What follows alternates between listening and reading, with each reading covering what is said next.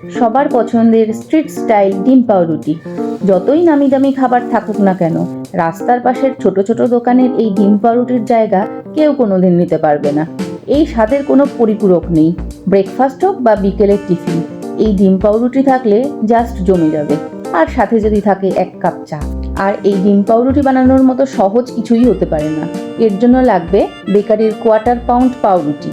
আর পাউরুটির মাথার পোড়া দিকটা এইভাবে কেটে বাদ দিয়ে 2 টুকরো করে নিতে হবে। এবার একটা গ্লাসে 1টা বা 2টো ডিম ফেটিয়ে প্রয়োজন মতো নুন, পেঁয়াজ কুচি, লঙ্কা কুচি দিয়ে ভালো করে ফেটিয়ে নিতে হবে।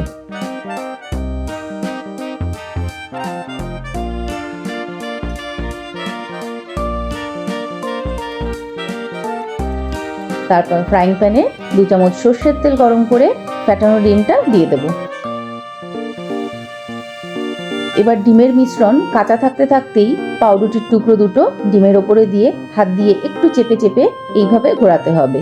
এতে ডিমের সাথে পাউরুটিগুলো জুড়ে যাবে। 2 মিনিট মতো এক সাইড ভেজে এইভাবে উল্টে দিয়ে আরও 1 মিনিট মতো চেপে চেপে সেঁকে নিলেই ডিম পাউরুটি তৈরি। এবার এইভাবে লম্বা করে কেটে নেব, বা ছোট ছোট টুকরো করেও কাটা যায়। এটা যার যার পছন্দ মতো কেটে নিলেই হবে।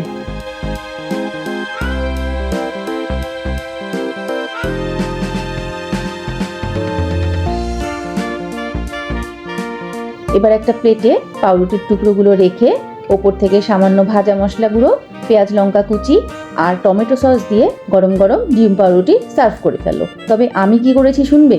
এই ডিম পাউরুটির ভিডিও শ্যুট যেই না শেষ হয়েছে, কোনো কিছু না গুছিয়ে ফেলে রেখে এই প্লেটটা নিয়ে মেঝেতে বসে গপ গপ করে ডিম পাউরুটিগুলো খেয়ে ফেলেছি।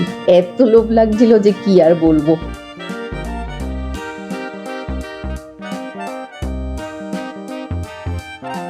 তাহলে আজকের এই ভিডিও তোমাদের কেমন লাগলো কমেন্ট করে জানিও। আর প্রতিবারের মতো লাইক ও শেয়ার করো। আর আমার চ্যানেলটা প্লিজ সাবস্ক্রাইব করো। এবার আমি আসি, টাটা।